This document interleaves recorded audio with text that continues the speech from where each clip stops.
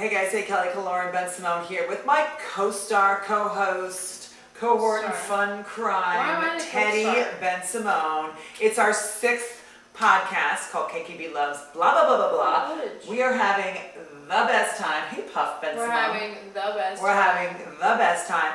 Today we are sponsored by Kkbloves, the beautiful Kkbloves. Her products are unbelievable. They're available at kkbloves.com. You guys have seen me many times on my Instagram showcasing all of her beautiful products, from cream, fragrance, her necklaces. Her products are so unbelievable, and I literally bathe in the fragrance. And whenever I go up to Teddy, I'm like, Teddy, you smell so good. Because she's wearing Kkbloves. I'm actually wearing this silver pendant. There's a gold one. Ted, you want to? It's cute because like you can.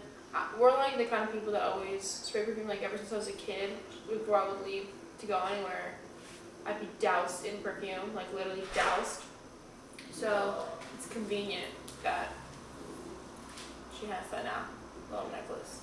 So I love the necklaces. I love the perfume. Yes, I do spray my girls' hair every morning before they went to school, and they continue to do that because, as we know, that fragrance is not democratic. So I won't leave the house without perfume on. Like I would leave the house without maybe shoes on before I left the house without perfume on. Everyone's DNA is different. So if you guys go into like one of your stores that you're going into soon, when our United States opens, and you go in and you try all the fragrance that you try on you and the fragrance that someone else tries is totally different because of your DNA. So that's why I always say spray it in your hair, spray it on your clothes so that it really, really absorbs with... Isn't it like your pH balance or something? Yeah, your DNA. Yeah, it is your pH balance, exactly. All right, well, let's get started. So it's the 6th podcast. We're here, Kkbloves, blah, blah, blah. We've got Teddy, we've got Fluff, we've got Water, we've got Kkbloves. We're all set and ready to go. So today we're talking about books and reading. Teddy and I both love to read. So Teddy, let's start off with some of your favorite reads. Like of all time? Like of all time. It could be anything. It could be children's book, poetry, whatever you want. My favorite book ever is Perfume by Patrick Suskind. Like ever, I read that book maybe 10 times. I haven't seen the movie. I always will read books and then I'll forget to see the movie. I'll be okay, I'll read it this many times before I see the movie because I really want to get all the details out, and then I'll forget to see the movie.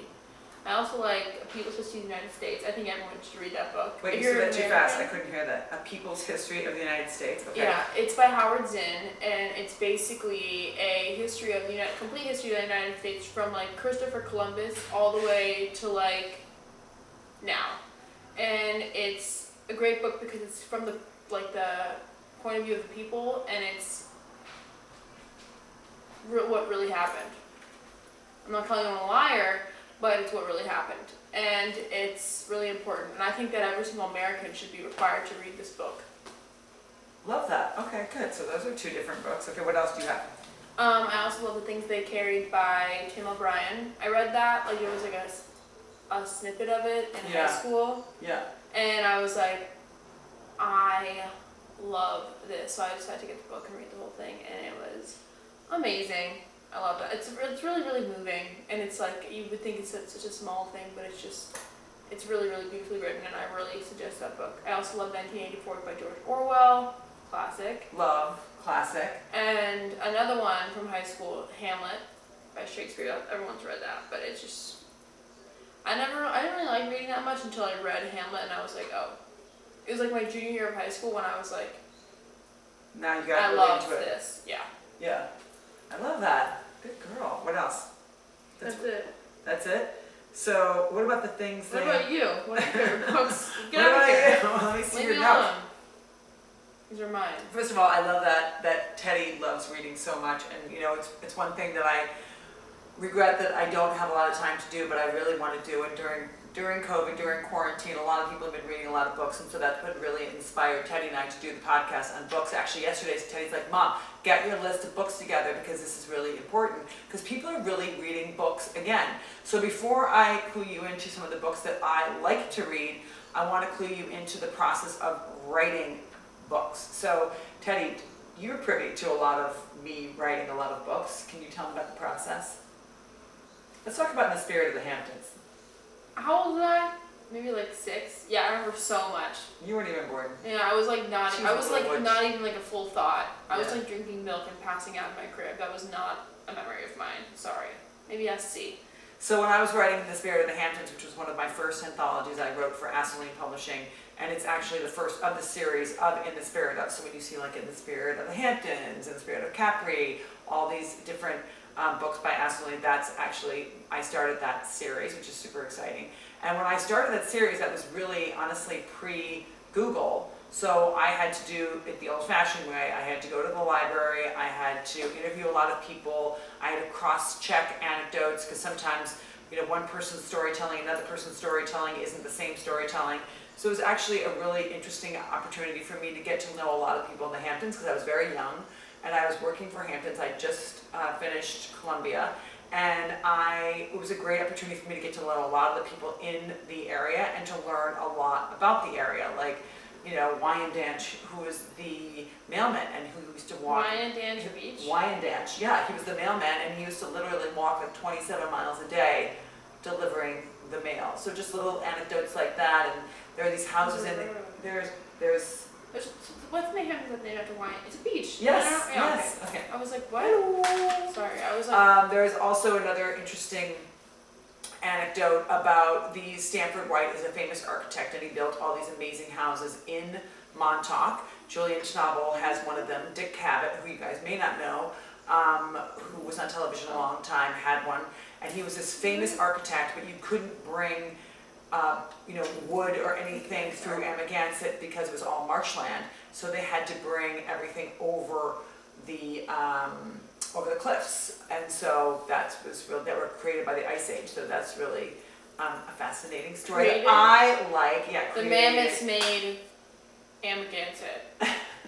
And then another fun anecdote that I really like is that if you guys know anything about art, and if you're interested in that, so the genesis of modern art that we know today was really brought here by a woman named Peggy Guggenheim, and she was married to a man by the name of Yves Klein, who was a famous artist who lived in Europe. Yves Klein Blue, that's what he's known for. You've probably seen him at many museums. His artwork is unbelievable. She also worked with Jackson Pollock.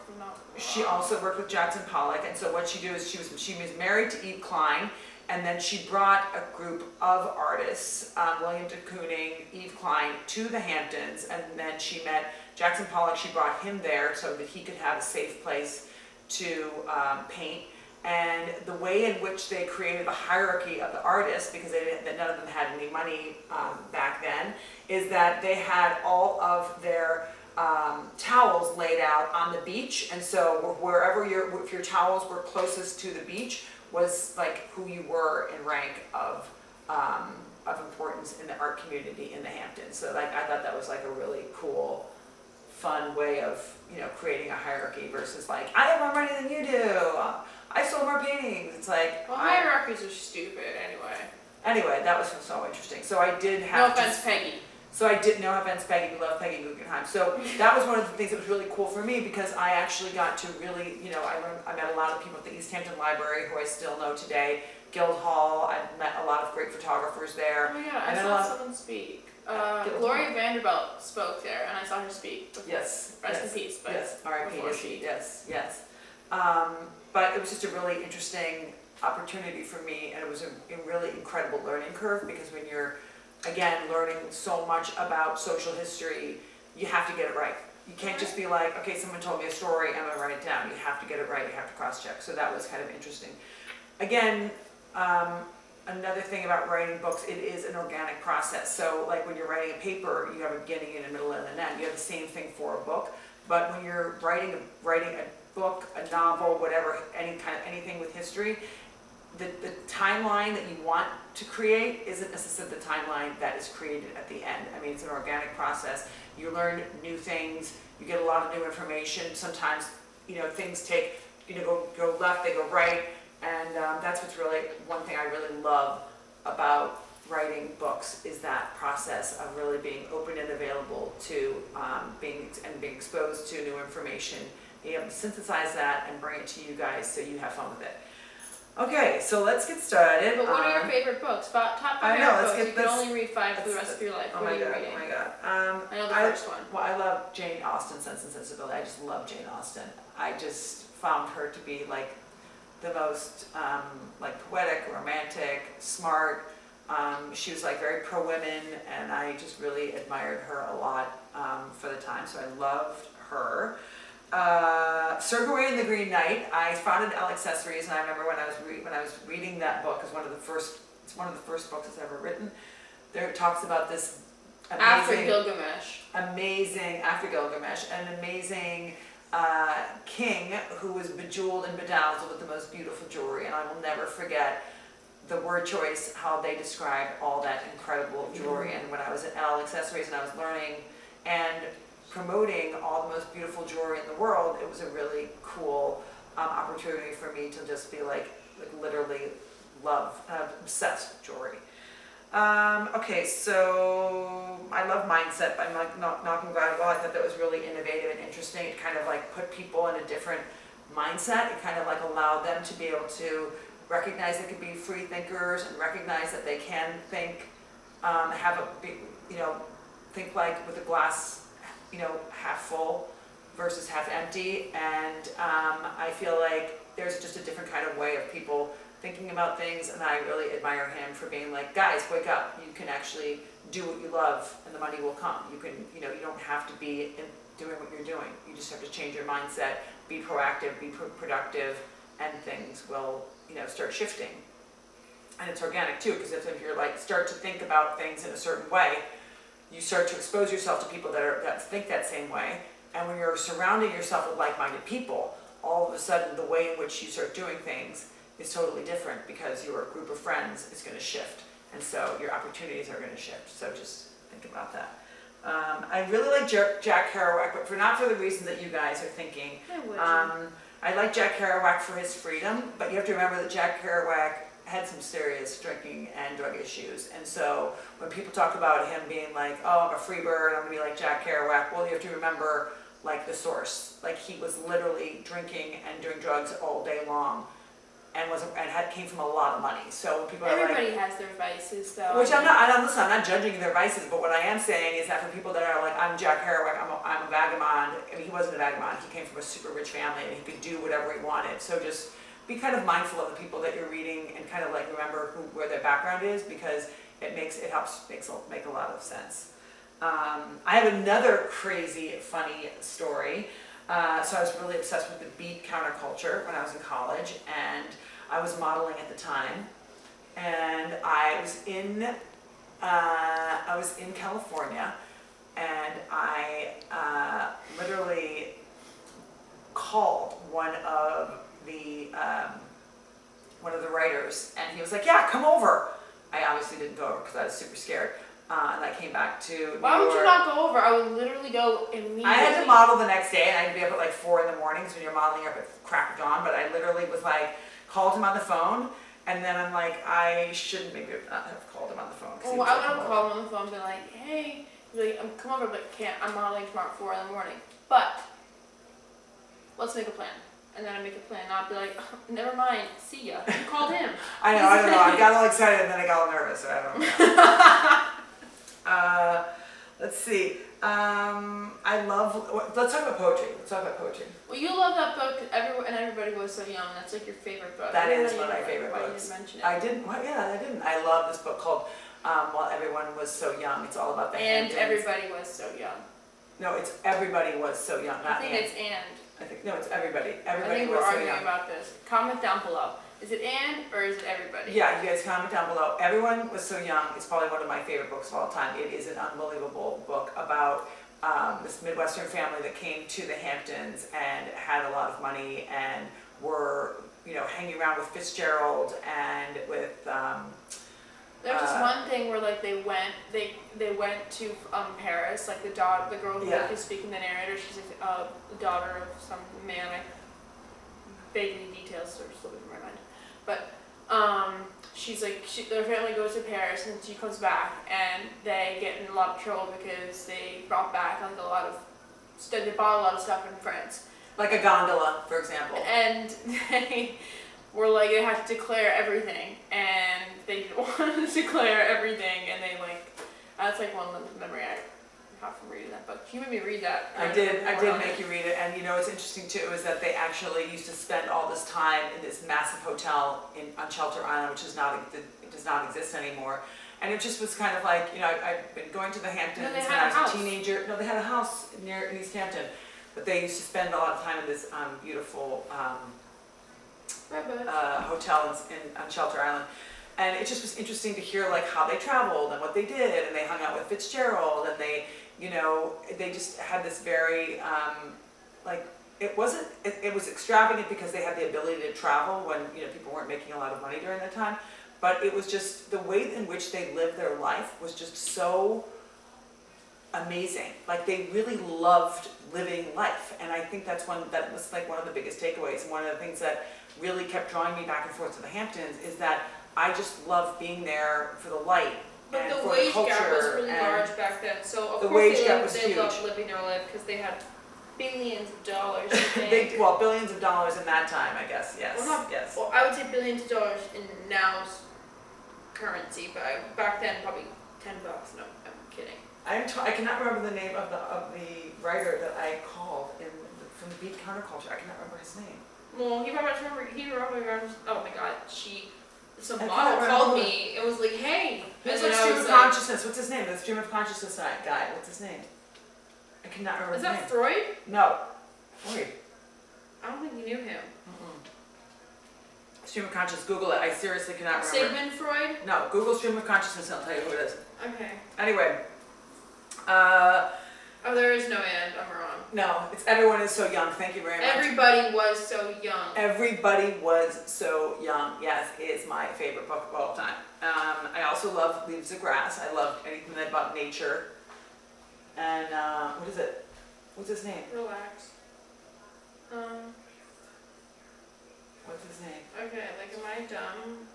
Stream of Consciousness. It's not showing up. Sorry. Well, whatever your Stream name of is. Consciousness. Sorry, sir. All right. Well, I feel bad. All right. I'll do it in the. I can't remember his name. Anyway. So, any poetry, Teddy? Do you like any poetry? I like a lot of poetry. I like Keats. I like T.S. Eliot. Why? You can't just throw names out. You have to tell why. Okay. Well, my favorite thing ever is the love song of Jail for Proof Rock by T.S. Eliot. It's not a poem. No, it is a poem. It's just really long. It's like pages long. And I love it. Can't tell you why. There's some things you just like, you don't know why. I also like Ode on a Grecian Urn by Keats. I love Bukowski. I have 2 books that are like a collection of his writing, and it's like one's on writing, so like his experience with writing, and it's like all his letters he wrote to editors, different magazines, and then one's on drinking, because obviously he had a really big drinking problem, but that really influenced a lot of his writing, because whatever. But there's this one quote that he always that he said, and I always like, it's like always in the back of my mind. It's like he was saying like he writes because he has to write. Like he was like, if I don't write, I would die. Like I have to write to just like keep myself alive. I love that. So don't do anything unless you have to do it. Don't become a writer just because you like to write. But if you need to write, don't become an artist because you like to paint or you like to sculpt. You have to do it just so to stay sane. And my dad actually has those things to me too as well. He's like, I don't like take photos. I don't like create art because I want to. It's like I have to keep my sanity, which is like, I don't know. I like it. It's fire. I think too during quarantine, you guys too, just to kind of get through like the anxiety. I mean, of going, we're going back in. We're going through phases. Writing things down really, really helps. I mean, first of all, it helps organize your thoughts. Second of all, it helps organize your mind. And third of all, it's just, whatever it is, fear, anxiety, happiness, whatever it is, it's nice to write them down. Like, I know that, like, there's some times in my life when I've written, the things that I wanted down on a piece of paper, and I put it by my bedside table. I put things like little notes in my wallet. Like, I write things down all the time. I'm constantly writing things down, lists if I want to, or just like, I'm always writing something on my notes on my iPhone. I think it's very, very cathartic to write things down. So especially when you do have anxiety, writing things down is a really good idea. You guys, thank you so much. We are finished. Our 6th podcast, Kkbloves, blah, blah, blah, blah, blah. Veronique, goodbye. We love you. Sur la plage. We want to bathe in you. Teddy Bensimon, what do you have to say? Read books now. See you later.